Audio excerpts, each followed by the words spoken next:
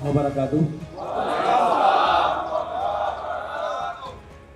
Di dalam kota Banda Aceh, ini merupakan satu hal yang saya apresiasikan karena memang kalau tidak sekarang, kalau kita tidak memulai, rasanya ironis kita bisa mendapatkan kembali Adipura untuk tahun 2023.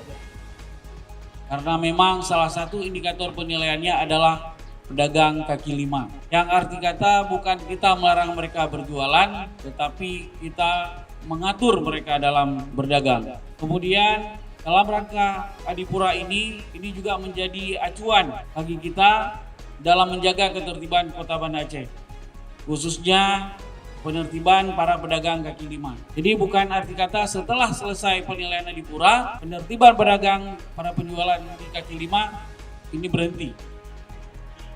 Tidak ada. Kita tetap berlanjut,